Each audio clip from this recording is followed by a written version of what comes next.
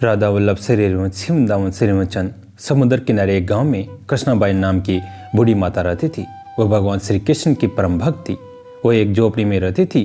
कृष्णाबाई का वास्तविक नाम सुखिया था, पर कृष्ण भक्ति के कारण इनका नाम गांव वालों ने कृष्णाबाई रख दिया।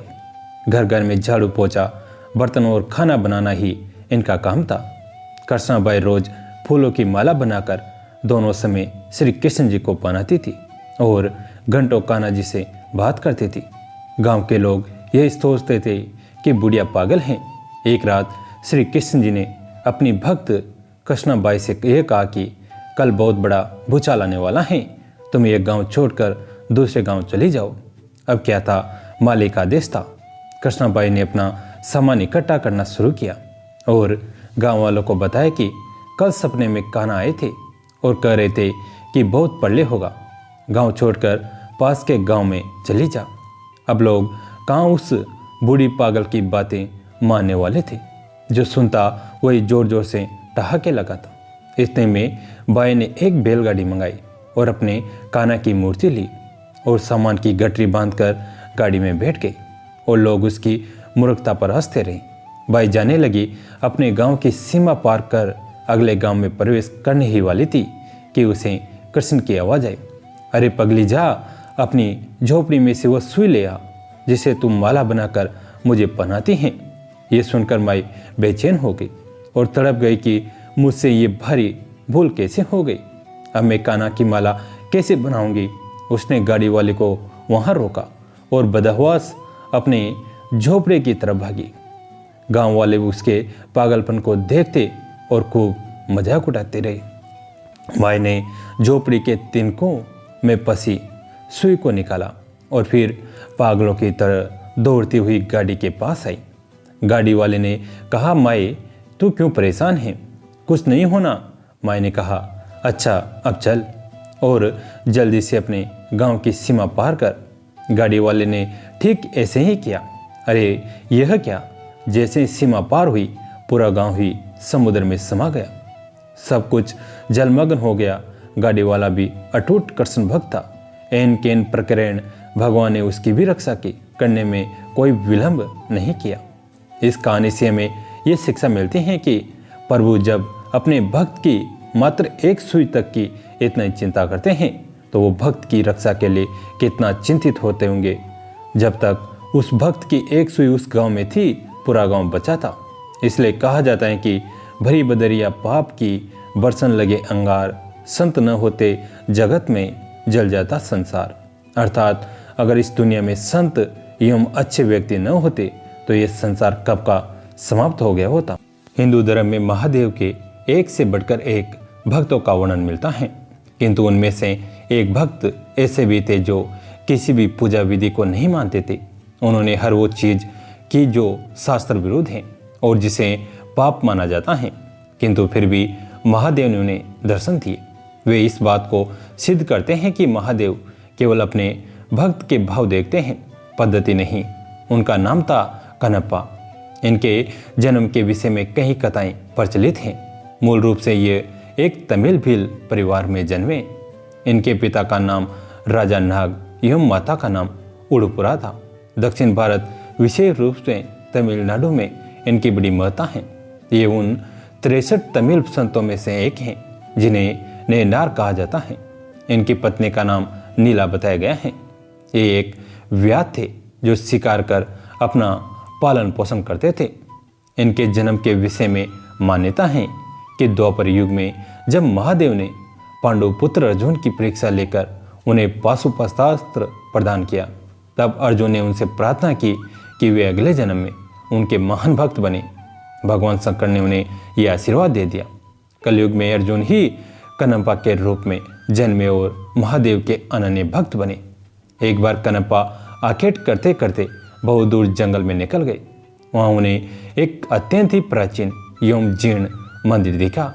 जब वे उस मंदिर के अंदर गए तो उन्हें एक दिव्य शिवलिंग के दर्शन हुए। उसके दर्शन से ही कनप्पा के मन में शिव भक्ति का संचार हो गया। उन्होंने तुरंत ही उस मंदिर को साफ किया। उनके मन में उस शिवलिंग की पूजा करने का विचार आया, पर उन्हें शिव पूजा के बारे में कुछ पता नहीं था, तब उन्होंने सोचा कि महादेव को कुछ खाने और पीने को ही दे दिया जाए। ये सोचकर वे जंगल गए और एक शुकर का शिकार किया। उसे काटकर वे उसका मांस एक पत्तल में लेकर चले। दूसरे हाथ में उन्होंने एक पात्र में मधुमक्खियों के छत्ते से कुछ मधु इकट्ठा कर लिया। जल के लिए कोई उपाय ना दिखा तो उन्होंने अपने मुंह में ही जल भर लिया। वे वो सामान लेकर मंदिर आए तो देखा कि शिवलिंग पर कुछ सूखे पत्ते टूट टूट कर गिर गए हैं। उन्होंने अपने पैर से शिवलिंग के से पत्ते हटाए। मुख में रखे जल से कुलाकर उन्होंने महादेव का अभिषेक किया। फिर उन्हें भोग के रूप में मांस और शहद अर्पण किया। हालांकि उनका यह करते उचित नहीं था और वो सारी वस्तुएं भी पूजा के लिए निषिद्ध थी, लेकिन उनका मन पवित्र था। उन्होंने जो कुछ भी किया वो पूर्ण भक्ति भाव से किया और महादेव को केवल उसी भाव का मोह था। उन्होंने प्रसन्न मन से उसका प्रसाद स्वीकार कर लिया। अब तो ये कनपा का रोज का कार्य हो गया। वो प्रतिदिन उसी प्रकार पैरों से पत्ते साफ कर मुंह के कुल्ले से शिवलिंग का अभिषेक कर उन्हें मांस और शहद अर्पण करने लगा। जंगल में एकांत में स्थित उस मंदिर में महादेव की पूजा करने एक पुजारी भी आते थे जो बहुत बड़े शिवभक्त थे। कनपा के पूजा करने के बाद अगले दिन जब वे आए तो देखा कि पूरे मंदिर में यहाँ वहाँ मांस के टुकड़े पड़े हैं। वे बड़े दुखी हुए और तत्काल मंदिर को जल से धोकर पूजा की और स्वच्छ पुष्प चढ़ाए, किंतु अब रोज रोज उन्हें मंदिर में मांस मिलने लगा। ये देखकर एक दिन उन्होंने निश्चय किया कि वे पता करके ही रहेंगे कि कौन है जो रोज मंदिर को अपवित्र कर देता है। ये सोचकर वो रात को वहाँ रुक गए। रोज की भांति कनपा वहाँ आए और उन्होंने पैर से पुजारी द्वारा शिवलिंग पर चढ़े पुष्प हटाए, कुल्ले से उनका अभिषेक किया और फिर शिवलिंग पर मांस और मधु चढ़ाए। पुजारी मंदिर के एक कोने में छिपकर सब देख रहा था। उन्हें यह देखकर बड़ा क्रोध आ रहा था। वे ये तो समझ गए कि कनपा ऐसा केवल भक्ति के कारण कर रहे थे, जानबूझकर नहीं, किंतु फिर भी उन्हें उसका कार्य बड़ा घृणित लगा।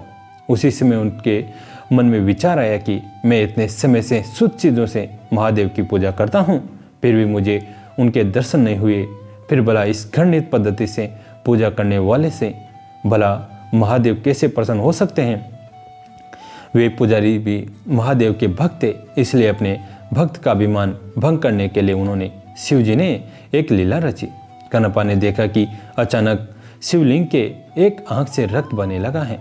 अपने आराध्य की ऐसी दशा देखकर वह अत्यंत दुखी हुआ। उसने पास पड़ी जड़ी बूटियों से शिवलिंग के नेत्र पर लगाया, किंतु रक्त का बहना नहीं रुका। उसे समझ नहीं आया कि क्या करना है।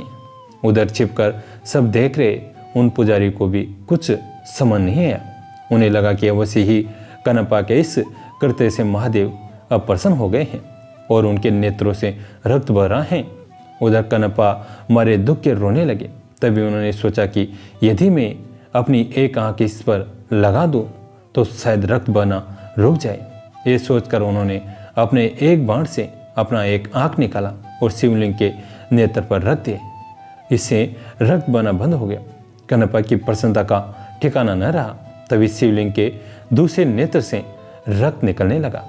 अब तो कनपा को इसका उपचार मिल चुका था, इसलिए उसने अपने दूसरे नेत्र को भी निकालने का निश्चय किया। तब उसे ध्यान आया कि दूसरा नेत्र निकालने पर तो वो कुछ देख नहीं पाएगा, फिर सही स्थान पर कैसे नेत्र लगा पाएगा। ये सोचकर उसने अपने पैर का अंगूठा शिवलिंग के नेत्र पर रखा ताकि वो नेत्रहीन होकर भी अपने नेत्र सही स्थान पर लगा पाए। फिर जैसे ही उसने अपने बाण से अपना नेत्र निकालने का यत्न किया, महादेव ने स्वयं प्रकट हो उसका हाथ पकड़ लिया। अपने आराध्य के दर्शन होते ही कनपा उनके चरणों में गिर पड़ा। महादेव ने उसके दोनों नेत्र ठीक कर दिए। तब बाहर छिप कर सब देख रहे ब्राह्मण भी अंदर आकर महादेव के चरणों में गिर पड़े।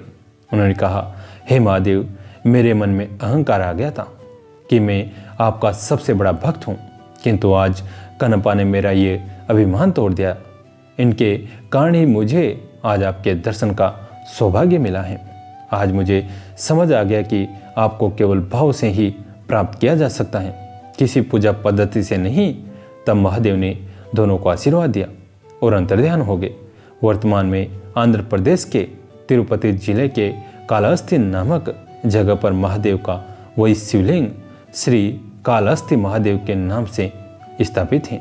मान्यता है कि भक्तराज कनपा ने इन्हीं शिवलिंग पर अपने नेत्र अर्पण किए थे। जय जय श्री राधे। कैसी लगी आज की कथा? अगर अच्छी लगी तो इसे अपने दोस्तों के साथ, फैमिली के साथ शेयर करें ताकि वो भी इस कथा का आनंद ले सके। कहानी अंत तक सुनने के लिए आप सभी का तहे दिल से धन्यवाद।